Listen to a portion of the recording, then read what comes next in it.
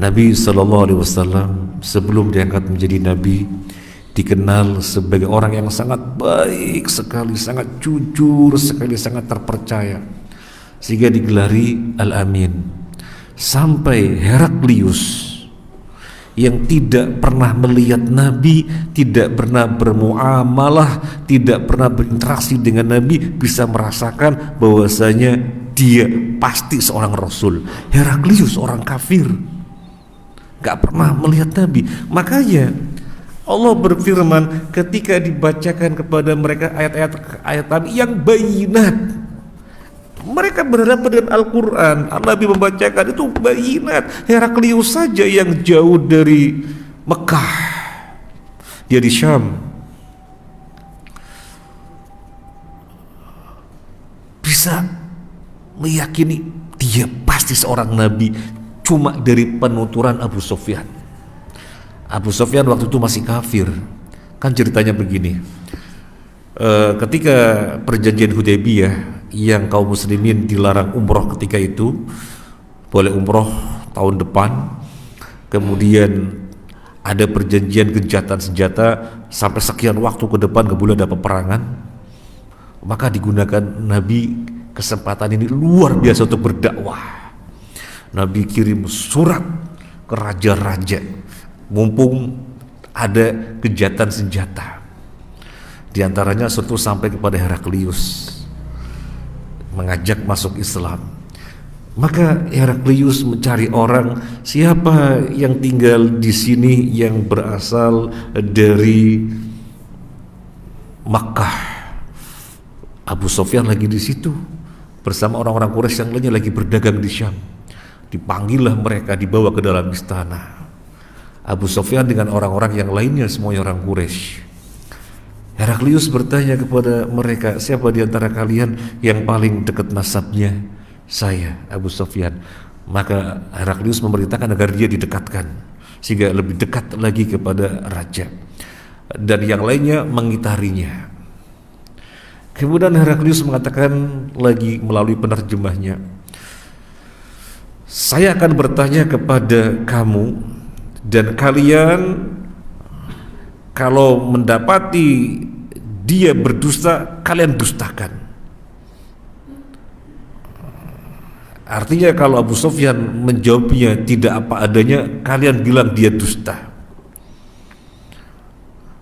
Maka Abu Sufyan berpikir, gak mungkin saya dusta, karena di sekitarnya adalah orang-orang yang dari Quraisy, sama-sama Quraisy, yang tahu persis siapa Nabi Muhammad SAW, sehingga nggak mungkin menjawab kecuali apa adanya.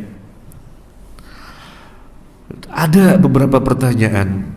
Kalau Syekh Dr. Utsman Khamis menyimpulkannya ada 10 pertanyaan, tapi saya hitung kok ada 9 gitu ya, satunya dari hadis yang sama persis, saya kan hitung 9, tapi beliau menghitungnya 10. Ya berarti beliau sangat jeli. Jadi beberapa pertanyaan. Yang pertama bertanya,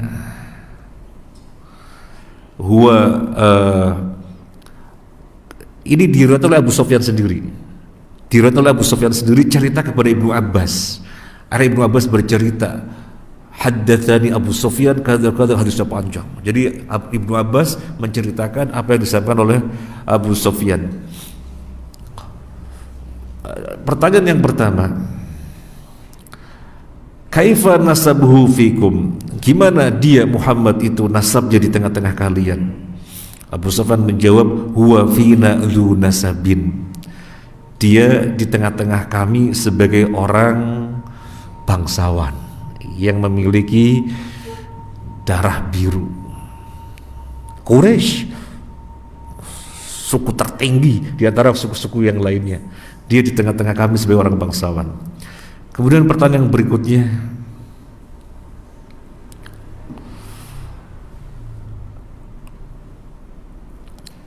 fahal kana min abaihi min malikin?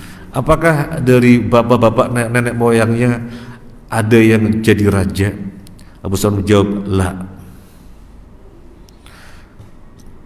Kemudian pertanyaan yang berikutnya, Fasyrafun nasi yattabi'unahu am du'afa'uhum. Yang ikuti dia para orang-orang mulia atau orang-orang yang lemah. Abu Sufyan menjawab, pengikutnya orang-orang lemah. Ayaziduna am yankusun, para pengikutnya bertambah atau berkurang? Dijawab, bahkan bertambah terus. Pertanyaan berikutnya, apakah ada di antara pengikut tersebut yang murtad karena benci kepada agama barunya yang dibawa oleh Muhammad itu? Ada yang murtad?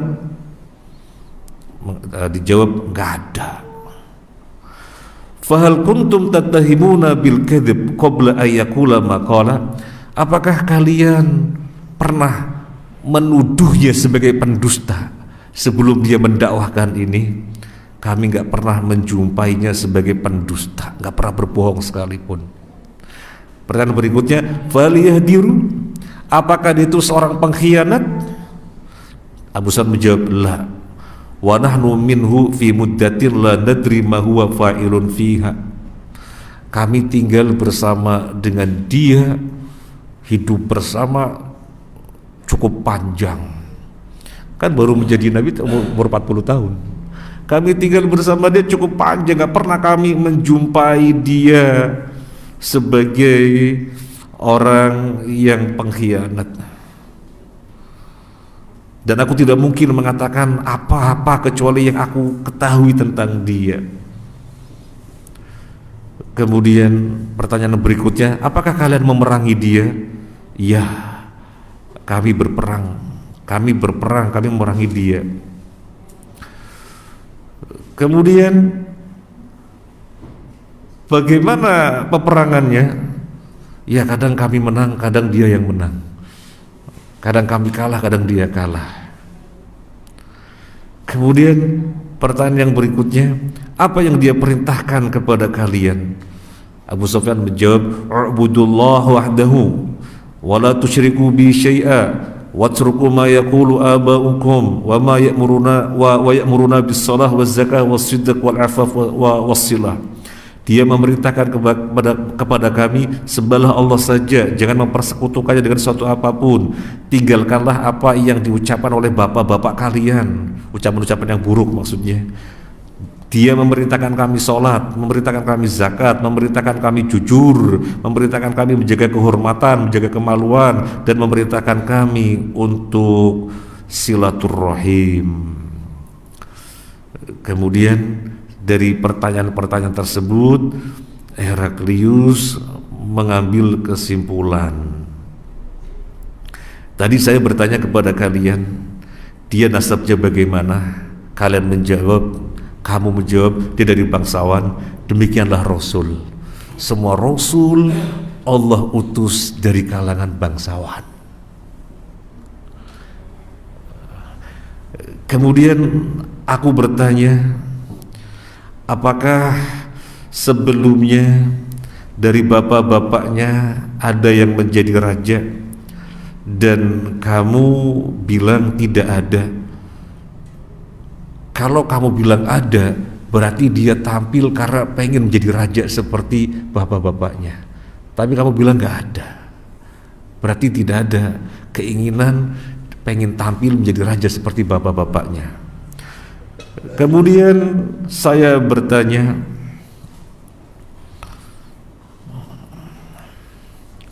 apakah kalian pernah menuduhnya berdusta? Kemudian kalian menjawab, tidak. Ya, kepada manusia saja nggak berani berdusta, apalagi kepada Allah. Ini kesimpulan Heraklius. Kemudian saya bertanya kepada kamu, pengikutnya dari kalangan mulia apa kalangan lemah, du'afa? Kalian jawab du'afa. Demikianlah para rasul dari dahulu. Rasul Allah itu semuanya pengikutnya adalah du'afa. Kemudian aku bertanya kepada kalian, pengikutnya bertambah atau berkurang? Dan kamu jawab bertambah. Demikianlah keimanan, terus bertambah sehingga sempurna. orang merasakan keimanan maka bertambah terus. Itulah keimanan. Kemudian dan seterusnya ya, kalau mau kita baca panjang sekali. Intinya Heraklius kemudian mengatakan, benar dia itu seorang nabi, kalau aku sempat bertemu dengan dia aku akan basuh kakinya. Ini Heraklius tidak pernah berjumpa, tidak pernah bergaul dengan Nabi SAW, cukup bertanya dan dijawab, kemudian jawaban-jawaban yang apa adanya itu disimpulkan, berarti dia benar seorang Nabi. Lalu bagaimana orang yang bermuasyarah, berinteraksi, berhadapan dengan mukjizatnya, kok nggak bisa beriman? Itulah masalah hidayah. Sehingga di sini Allah berfirman, wa idza tutla alaihim ayatuna, dan ketika dibacakan kepada mereka ayat-ayat kami bayyinatin yang jelas gamblang, tapi justru mereka mengatakan, yaitu orang-orang kafir itu mengatakan, datangkan Al-Quran jangan yang ini atau yang ini, tapi diganti-ganti ayatnya. Tidak lain karena ta'annutan, ngejek. Hidayah tidak hinggap pada mereka. Dan Nabi disuruh menjawab, "Qul ma yakunu li an ubaddilahu min tilqa'i nafsi." Katakanlah, aku tidak mungkin mengganti Al-Quran dari diriku sendiri. Kalian kan tahu, aku tinggal di tengah-tengah kalian berapa lama sebelum aku akan jadi rasul, berapa lama? Berapa lama aku tinggal di tengah-tengah kalian? Apakah aku bisa membuat sastra seperti ini? Ya kalian tuduh itu bikinan Muhammad. Bisa nggak aku bisa bikin seperti ini? Kalian tahu persis, karena aku tinggal di tengah-tengah kalian sangat lama. Maka nggak mungkin aku mendatangkan dari diriku sendiri. Terlebih beliau orang yang tidak bisa membaca, nggak bisa menulis, dan itu tentunya dengan kehendak Allah. Dia yang Allah kehendaki sebagai nabi yang terakhir, keadaannya tidak bisa baca, tidak bisa menulis, untuk menguatkan betapa yang disampaikan adalah dari Allah, bukan bikinan dirinya. Terlebih mereka mengetahui persis itu di tengah-tengah mereka. Apa bisa membuat rangkaian sastra seperti Al-Quran ini? Nggak bisa.